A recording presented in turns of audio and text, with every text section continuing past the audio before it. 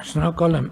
պարոն Նահապետյան, հարգելի գործընկերներ, Հակակոռուպցիոն կոմիտեի ձևավորման օրվա առիթով վերջին 2 կամ 3 երևի տարիներին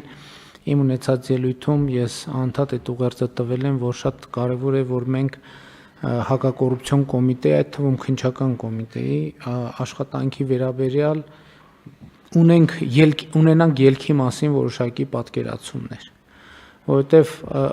ինչ նկատի ունեմ, որ մեզ պետք են հստակ ցուցիչներ, այդ թվում արտահայտված կառավարությանը ներկայացվող հաղորդման մեջ, որովհետև գիտեք, որ օրենսդրությամբ թե քննչական կոմիտեն, թե հակակոռուպցիոն կոմիտեն տարեկան գործունեության արդյունքով հաղորդում է ներկայացնում կառավարությանը եւ վերջին անգամ, որ այդ հաղորդումը ես ստացել եմ, նաեւ այդ հաղորդումը մակագրությամբ վերադարձրել եմ, խնդրելով լրացնել տվյալով, թե Հակակոռուպցիոն կոմիտեի դատարան ուղարկված գործերի ծավալը ինչպիսին է եւ ինչ ծավալ է, որ ավարտվել է դատավճռով, օրինական ուժի մեջ մտած դատավճռով, ինչքանն են մեղադրական, ինչքանն են արդարացման, սա շատ կարևոր ցուցիչ է, որովհետև երբեմն այդ հաշվետվություններում ավանդաբար ասվում է, որ եւ քննչական կոմիտեում եւ հակակոռուպցիոն կոմիտեում հարուցվել է այսքան քրեական գործ։ Քրեական գործի հարուցման մեջ ոչ մի այտենց համեն դեպս ծավալի առումով ոչ մի դրամատիկ բան կարող է եւ չլինել։ Այսօր կարող է հարուցվել, վաղը կարող է կարճվել նույն հաջողությամբ կամ գնալ դատարան ավարտվել արդարացմամբ։ Այսինքն մեզ պետքա արձանագրել քրեական գործերի հարուցման հետ ինչ է տեղի ունեցել։ Եվ ես զարմանքով եւ եթե անկեղծ ասեմ, մի փոքր զայրույթով արձանագրեցի, որ մեր մոտ կան քրեական գործեր, որ 2018 թվականից աղմուկ աղաղակով մեծ բաներով տենց լրատվական ուղեկցությամբ քրեական գործը հարուցվել է, հիմա մեկ էլ մի օր հիշում ենք, ասում ենք այդ քրեական գործը, որ տենց լրատվականների առաջին էջերում էր, բա ինչ եղավ եւ ստանում ենք մի կարճ տեղեկանք, նախաքննությունը շարունակվում է։ Սա կներեք անթույլատրելի է, որովհետեւ պետք է ի վերջո հանրությունը, կառավարությունը պատասխան ունենա։ Եվ ելի ուզում եմ ասել, որ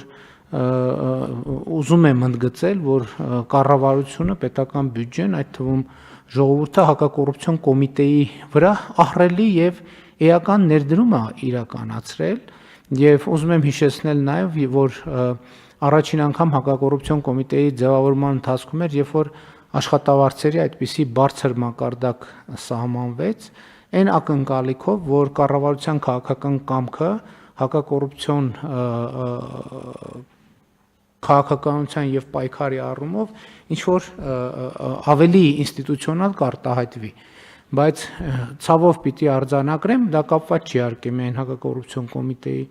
գործունեության հետ, այլ խոսել ենք, որ դատաիրավական համակարգում ունեցած մեր խնդիրների մասին, բայց մյուս կողմից հակակոռուպցիոն կոմիտեն ունի շատ կարևոր դերակատարում մեր պատմության մեջ չկներեք, նախկինում եղել է։ Այսօր ըստ էության հակակոռուպցիոն կոմիտեն նաև ունի օպերատիվ ստորաբաժանում եւ մենք ակնկալում ենք, որ հակակոռուպցիոն պայքարը շատ ավելի էֆեկտիվ կլինի եւ ելի եմ ասում, դա ընդհանրապես անթույլատրելի է, որ կարող լինի դեպք, որ քրեական գործ հարուցվի, դրվի դարակում ու մեկ էլ այդ քրեական գործի մասին հիշենք 5, 6, 7, 8, 9, 10, 11, 12 տարի հետո, ասենք, բա ինչ եղավ այդ գործը եւ պարզվի, որ այդ գործի նախաքննությունը շարունակվում է եւ սա կարծում եմ եւ պարոն Նահապետյան, ձեզ հետ էլ ենք քննարկել այդ հարցը, որ դա ուղղակի անընդունելի մոտեցում է եւ կարծում եմ քննչական կոմիտեի դեպքում էլ ցավոք նման իրադրություններ կամ դրան նմանվող իրադրություններ ունենք եւ մենք պետքա բացառենք սա եւ այստեղից նաեւ մեր աշխատանքի արդյունավետության ցուցիչների մասին պատկերացումները պետք է փոխենք եւ հաշվետվողականության ավելի ավելի տեսանելի բանաձևերով պետք է ներկայանանք հանրությանը։ Խնդրեմ հարգելի գործընկերներ, ինչ հարցեր, դիտարկումներ։ Եվ էլի ուզում եմ նաև հաջորդ թեմային էլ անդրադառնամ, այդ նույն տրամաբանությամբ իմիջայլոց նախկինում խոսել ենք, այդ թվում կառավարության նիստերին տարբեր առիթներով մենք օրինակ շատ հակված ենք, որ հակակոռուպցիոն շատ ուժեղ վերահսկողություն իրականացվի նաև կառավարության պետական մարմինների ընթացիկ գործունեության հետ կապված, բայց երբեմն այս նույն իրադրությունը պատահում է, երբ մենք պետական գերատեսչություններից ստանում ենք այսպիսի ազդակներ, որ ըստ էության այդ քրեական գործերով ոչ մի բան տեղի չի ունենում, բայց դրանցով օրինակ նախագծերի իրականացումն է խոչընդոտվում։ Դե ես իրականում 1, 2, 3 ոչ մի ռեակցիա չեմ տալիս, որովհետև համարելով, որ դե եթե կա փաստ, պետքա գործ հարուցվի եւ քննվի, բայց հետո նույն իրավիճակը, երբ որ տեսնում ես այդ գործը մի տարի է քննվում, 2 տարի է քննվում, 3 տարի է քննվում, եւ այդ ընթացքում տեղի չի ունենում ի վերջո, բան ելք պետքա տեղի ունենա։ Այսինքն ինչքան կարելի է քրեական գործ հարուցել ու տենց քրեական գործը հարուցած մնա ժամանակ առ ժամանակ ինչ որ մի ազդակ լինի, այսինքն ֆունդամենտալ խնդիրն է, որ համակարգը եւ մեխանիզմը պետք է հստակ աշխատի, հստակ տա պատասխաններ։ Կամ մեղավորներ, թող մեղավորների նկատմամբ համապատասխան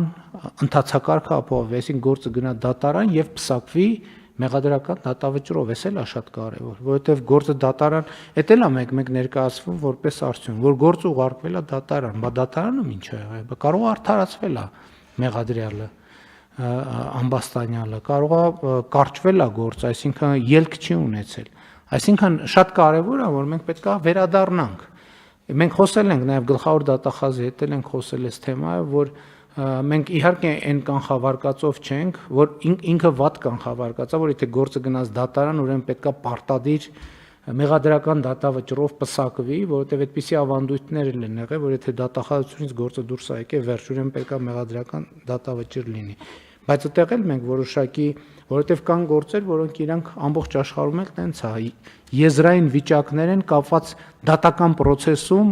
այդ մրցակցության մեջ ում փաստարկները ավելի համոզիչ կդառնան դատարանի համար, այս ամեն ինչը պարզ է,